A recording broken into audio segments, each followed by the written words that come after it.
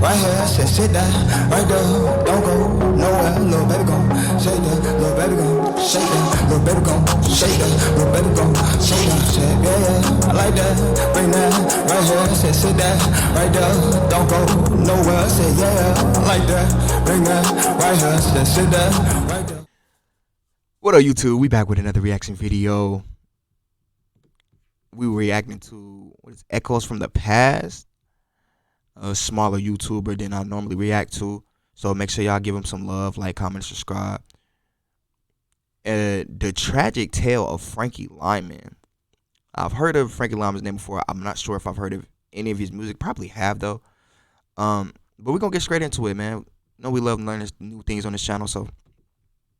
Before Stevie Wonder, the Monkees, the Jackson 5, the Backstreet Boys, NSYNC, or One Direction, there was Frankie Lymon and the Teenagers. Frankie and the Teenagers were the prototype for today's boy bands. Frankie, the star, was snatched from the slums of Harlem at the age 13 and catapulted into national prominence. And it's safe to say that Frankie Lymon was one of the most influential and talented figures early in the music industry. Unfortunately, he met the fate of most other child stars, a treacherous adulthood filled with addiction and eventually an overdose at 25. Nevertheless, Frankie had a once-in-a-lifetime career, and since his death has been dubbed a classic case of a child star unable to cope with fame. But his story is often confused, and as a person, he was misunderstood. This is the tragic tale of Frankie Lymon, America's first teenage rock star. Early life: September 30th, 1942, Washington Heights, New York. A maid and a truck driver would have their first child, Frankie Joseph Lymon. Frankie would grow up in Harlem and had 3 brothers. Their family was musical, with his parents being part of a gospel group called the Harmonies, and Frankie's brothers would take after him singing as well. As a neighborhood, Harlem has a history of economic deprivation, and that environment made Frankie tough and hustler from a young age. In an interview, he'd say, "I was a man when I was 11 years old, doing everything most men do. In the neighborhood where I lived, there was no time to be a child. He had to help make ends meet. So at the age of 10, Frankie was already working at a neighborhood grocery store saying, while most kids my age were playing ball and marbles, I was working the grocery store helping pay rent." On top of that, at a young age, Frankie was already engaging in activities even most adults wouldn't dare do. As a kid, he was hustling prostitutes, saying, "I remember when I was 10, I made a good living hustling prostitutes for white men that would come up to Harlem looking for black girls. I had to get a Pimping since the age of 10 is insane.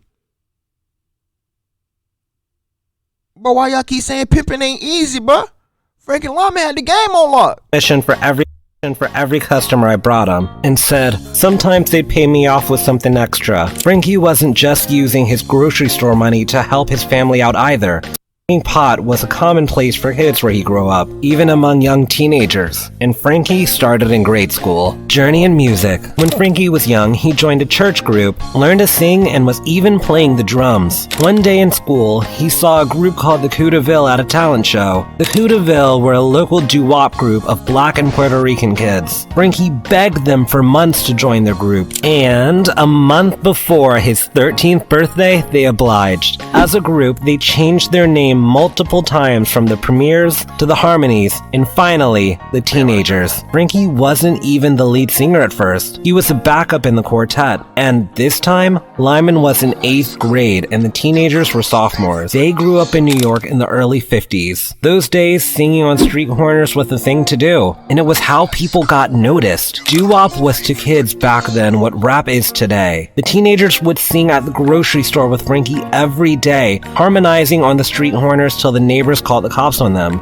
Frankie's mother used to come and holler, "Frankie, it's 9 time to come home." One day, a well-known singer, Richard Barnett of the Valentines, moved to their area. They took advantage of the opportunity and sang for him. He was shook by the vocals and agreed to let them audition for G Records. When he originally took them down to the record company, they didn't want to record them because they were kids and were worried about issues with the school board. However, Lymon's voice shocked the owner, George Goldner, who said as long as they put Frankie at the lead, they would have themselves a deal. They were just kids though, so their parents would sign the deal with 3 lawyers, which gave the kids an allowance and sent the rest of the money to a trust for when they were 21. Their group dynamic between Frankie and the quartet later served as the model for Motown's early groups, as well as Michael Jackson's Jackson 5 from when he was a kid. Their first release, Why Do Fools Fall in Love, was originally titled Why Do the Birds Sing So Gay, but they were told to change the name. So Frankie and Herman Santiago worked on some of the lyrics and the song was renamed Why Do Fools Fall in Love. This detail is important for later on for why the rest of the teenagers never got paid. The teenagers used to sing in the hallways, and one day a man came out of his apartment and said, "I'm tired of you guys constantly singing the same song in front of my door." So he gave him a poem called Why Do Birds Sing So Gay. They changed some of the song and they had a new song, Why Do Fools Fall in Love. They wrote it as schoolboys during lunch. The song went number 1 on the Billboard Hot 100 chart and went number 1 in the UK. They were wildly popular. A parade of girls would come past the block and try to see Frankie and one of the teenagers. Pretty soon, they were appearing at all 48 states, some of the biggest theaters, TV. They were the first real crossover group. They appealed to everyone, black, white, Hispanics. Boris Levy, the other owner of G Records, began managing the group as well, and would eventually be responsible for separating the group. In 1956, Frankie and the Teenagers released 9 singles and performed at the biggest rock and roll show.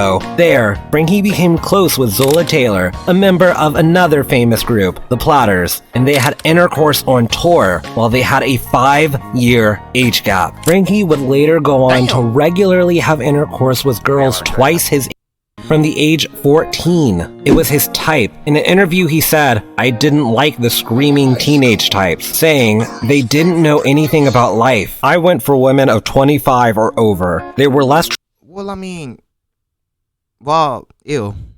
Especially about today's standards, ill. But ill. What in the shot to ill. But like it makes sense because he basically lived a fast life. Like bro, at 10, you already doing adult things. By 11, you already doing drugs. I mean, what were we expecting? Like, of course he likes older women. trouble and more rewarding. He used to pass his sweethearts off as his mother's or older sister to avoid a scandal because his managers and advisors wanted him to keep the wholesome image. His first big show business romance was with a nightclub dancer who later accompanied him on tours posing as his mother. Frankie explained how they met. "I first met her at a party when we were playing in LA. This gorgeous doll walked up, pinched my cheek, and said, 'Oh, isn't he cute?' I told her, 'You're not so bad yourself, baby. You sure look good to me.' I guess she was pretty shocked. She said, 'You shouldn't talk to your elders like that.' I asked her, 'How about going to breakfast after your last show?' Later, I bought some scotch and took her to my room. In show How's he buying scotch at 14? What? It's the 50s. It's the 50s. I'm sorry. It's just the 50s. My bad, y'all. business, gossip travels fast. Pretty soon, I had a whole stable of women, one in every city. He even almost got exposed once, stating, when a newspaper reporter who had been introduced to one of my mothers in New York caught my act in Chicago and was introduced to another one of my mothers, I had a hard time convincing him that he had seen the same women in both cities, especially since they looked nothing alike. Frankie's management realized Frankie's marketability, and Goldner began to promote Frankie as a solo act and scheduled solo gigs for Lymon, causing tensions between the group while they were on tour in Europe. Around that time, Goldner sold his end of G Records to the other owner of G Records, a man named Boris Levy, a mobster, and before he did, he said Santiago and Lymon had written a song. During the tour, the teenagers were ignored. Frankie was the only one interviewed or given attention. They also dropped A Miracle in the Rain, but Frankie was singing by himself, and Goldner got another nameless group to record the background vocals, but when it dropped, it said Frankie Lymon and the Teenagers. Members of the group rebelled against Frankie, and the tour in Europe was... My thing is, you rebelling against Frankie. Frankie didn't institute any of these things besides being super marketable. Like, go get some more so that way people think you're marketable. I don't know what to tell y'all. Like, You're just gonna blame Frankie. You ain't gonna rebel against the mobster. You gonna get slapped. Was nearly sabotaged by fistfights and threats of a strike by fellow singers. When they went back to America, they got into an argument, and Frankie left the group. Not with the group in the background anymore. Do you want to talk about it? Or you want to eliminate it? Well, it's not necessary. What happened with the group? Did they just leave on their own? No, they wanted to go as a quartet instead of a quintet. They figured they might make it better by themselves. So. I see.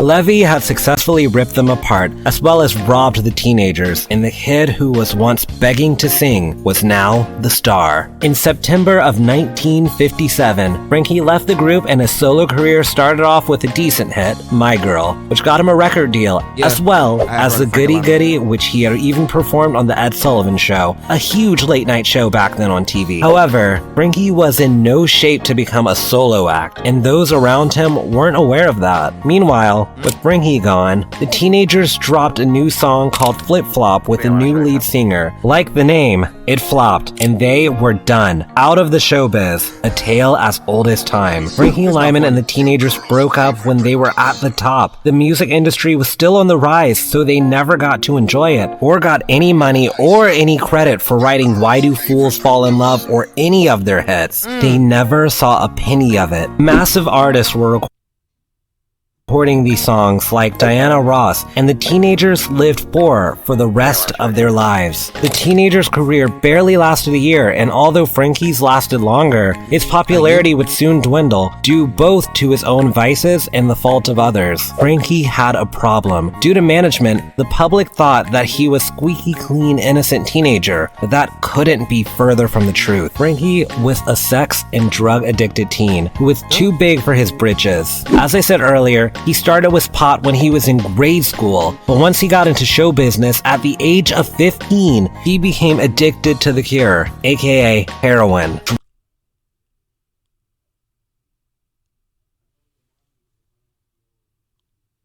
Not super women, but not the heroin. The heroin, bro. The heroines. But no, bro. That's a horrible vice. Like, women is damn near every man's vice, but heroin, bro. Drugs were in the 50s everywhere, taking a lot of people off the normal course of life, and Frankie was one of them. Frankie became hooked to heroin at the age of 15, which severely harmed his career and life. The story of how he was introduced, heartbreaking. He was introduced when he was 15 by a woman who was nearly twice his age. He had learned to use the hypodermic needle during a New York party where a lot of musicians were shooting the stuff, and a woman at the same party showed him how to skin pop, to prick the skin with a needle to get a mild kick. I never intended to get hooked on dope, he said. I knew it was bad, and at first I was content to just skin pop, but as soon as I got daring, it wasn't long before I was injecting the stuff right into my veins. Once Frankie's record sales diminished, I don't want to blame the female, right? But like, you know he a jit. You know he a baby. Why in the hell would you let that 15-year-old be like, yeah, let's get into this? Now, it's the 50s, so I'm pretty sure y'all didn't know about the risk and everything that was associated with doing heroin, but I'm sorry, sticking a needle into your body for recreation is not the wave. That's not even recreation. You're just bugging. Only needles that get stuck in my body are tattoo. Like, what are we talking about? and people found out Frankie was an addict, he became a no-no. Although everyone in the music industry at the time was on drugs, there were in prominent positions and Frankie, a child, wasn't. Even worse, his voice was changing and no one wanted to develop him. No one wanted to make the transition with him. Nobody wants to develop the voice of a young man. By the time he was 17, no one wanted any part of it. He was blackballed by all the nightclubs, booking agents, and recording companies. On top of Frankie's drug addiction. He was an actor in the late 50s and everyone will listen to radio and records, so most people didn't know he was black at the time. So when he came on national TV, the crowd was puzzled and the TV company executives forced them to stay in their seats and cops were present as well. Poor Frankie stayed professional. To make matters worse, in July 19th, 1957, in the broadcast edition of Allen Street's The Big Beat Rich, a television show, he would dance with a white woman live on TV. Southerners were enraged. The show was canceled because of the event. All evidence of the show was physically destroyed. As a result, Frankie suffered another blow. In 1960, he made a short-lived attempt to shake the addiction, and although he had a lot of bad people in his corner, one man, Bob Redcross, Frankie's road manager for a while, tried to talk to him like a father. Frankie said, "He told me about other entertainers whose lives have been cut short by addiction, people he knew personally. He made me move into his house on Long Island where he could be around me all the time to make sure I wasn't sneaking drugs." This was very eerie coming from Frankie, knowing he would meet the fate his ex-road manager had tried so hard for him not to meet many years later. But at the time, Frankie was actually making good progress in conquering his addiction until a personal tragedy drew him back. His 39-year-old mother, ill for more than a year with terminal cancer, died, unaware until the end that she even had the disease. Frankie recalled when he was older, "We never told her the truth. She believed she was going to get well. One of the last things she asked me before she died if I had overcome my habit. I told her, 'Mama, don't worry. I'm doing the best I can. Bob's taking good care of me.' 4 months later, she died, and despondent over his mother's death, the 18-year-old entertainer returned to narcotics to deaden his grief. By the early 60s, Lymon's record sales declined sharply, and as a result of his drug habit picked up even more. By that time, drugs was what he was looking for. He was helpless in the face of his career. He still hustled some appearances, but the chance of reviving his glory days was long gone. And now he had lost his soprano voice he had had when he was a kid. He just didn't have the voice, and they would have to change the key 5 notes down and it would sound horrible. He had to lip sync on TV. At 19, he went to rehab in an attempt to become clean, and Levy would drop him from the record label. The next few years were him attempting to become clean but constantly falling back into heroin. In 1965, he tried reuniting with the teenagers, but it was a flop. Next year, he was looking for a break and had many short-term contracts with 20th Century Fox Records and Columbia Records, but couldn't last. After Lymon lost his popularity, he'd get into a couple serious romantic relationships until his passing. He met his first wife, Elizabeth Waters, in 1961, and in 1964 they got married. They even had a daughter, but she died after 2 days. Their marriage ended, and he relocated to Los Angeles, where he resumed his relationship with Zona Taylor, whom he had known since he was 13. She was so in love with him, she allowed him to destroy her home and money, and had to move in with her sister. They had a marriage in Mexico, but it didn't last either. Frankie was unable to get jobs. His friends went on and said it really hurt to see Frankie. He was at his lowest point, and there are performances of him lip syncing with his voice changed. He was no longer the Frankie his friends knew. He was always a brat and egotistical, but when he lost his voice, he was just another Joe. He would get to go to booking offices, and Frankie would come in and beg the bookers to try to get him a job, begging the owner,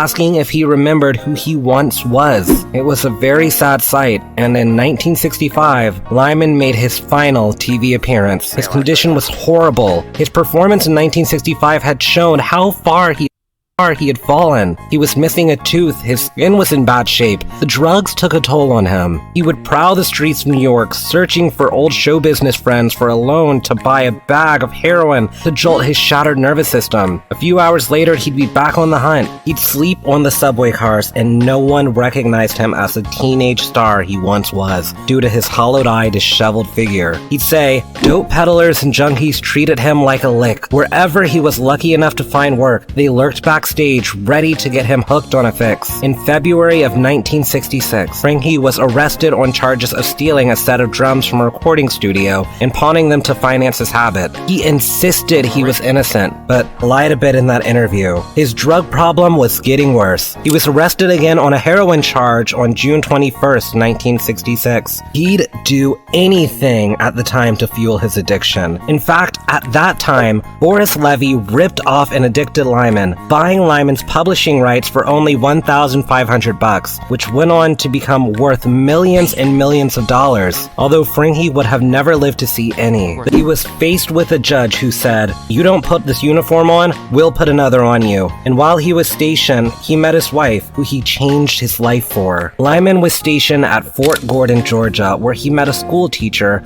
Mia Eagle. While in the army, he would go AWOL, aka desert, and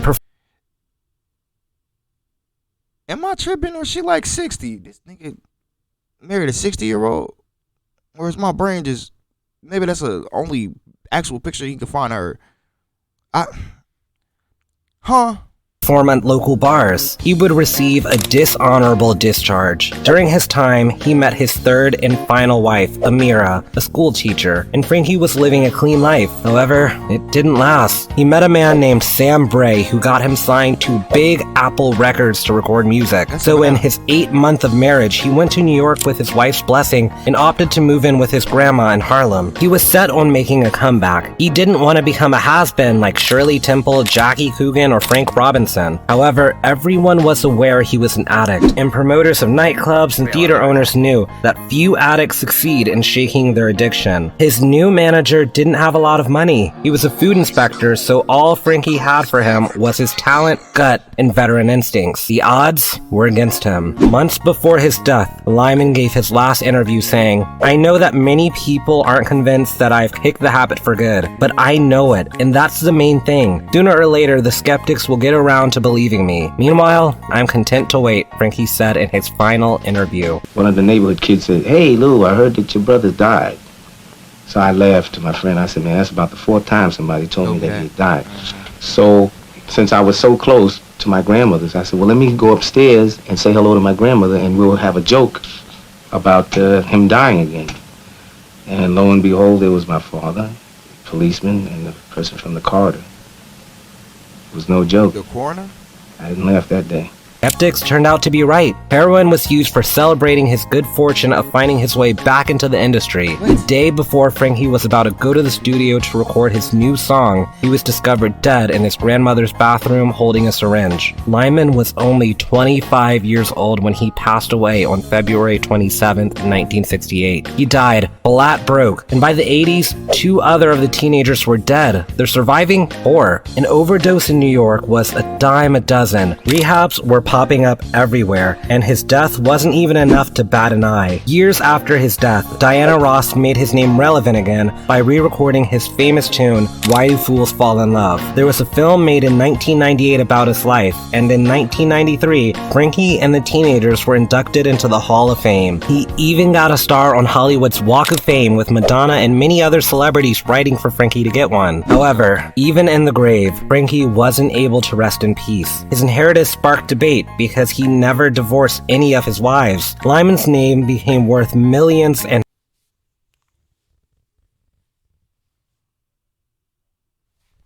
How in the hell is that even possible? This man had 3 wives simultaneously, basically. Even though he broke up with them, cut off contact with them, and never spoke to them again.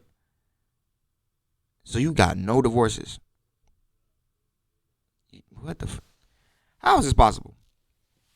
his inheritance started to be fought for. Why Do Fools Fall in Love became a timeless record, being played in commercials and licensed everywhere. During Frankie's life, he never received a cent of royalties, but songs would get big, and all of a sudden, everyone was like, "Where's the money going?" Frankie was due royalty, and his old manager Levy had robbed Frankie of his publishing so that it wasn't up for grabs. Myra, Frankie's final wife, asked Levy for her share, but Levy said he wasn't going to give it to her. He said Frankie had 2 other wives and took her to court. Myra eventually won and settled close to $1 million in royalties, likely much more today. The 2 teenagers who had originally written the song never got a cent. After losing the lawsuit in appeals court due to establishments on the case, essentially they had been cheated out of millions. Forrest Levy had walked away with what's worth over 8 figures today. Frankie was snatched from the slums in Harlem at age 13 and catapulted into national prominence by a 1 in a million quirk of fame. The type of story you'd hear in a cheap novel, from a cute kid who won over the hearts of music lovers across the country to, towards the end of his life, a heroin addict. Heartbreaking sight. A young man growing up in Harlem had 35% chance of making it to 65, and Frankie, despite his massive success, couldn't quite shake the fate of being born in Harlem. Rock and roll was originally a teen phenomenon, and the first teenage rock star was Frankie Lymon. Frankie and the Teenagers rejuvenated the music industry in the 50s. The girl group sound, as well as many other Motown early groups, were formed around Frankie and the Teenagers dynamic. Some of the most accomplished musicians of the century, such as Michael Jackson, Diana Ross, Ronnie Spector, the Chantels, the Temptations, and many more, were influenced by Frankie. In the end, Frankie's story makes a kid like me feel grateful for the time I was born in, but also makes me realize how little the world has really changed.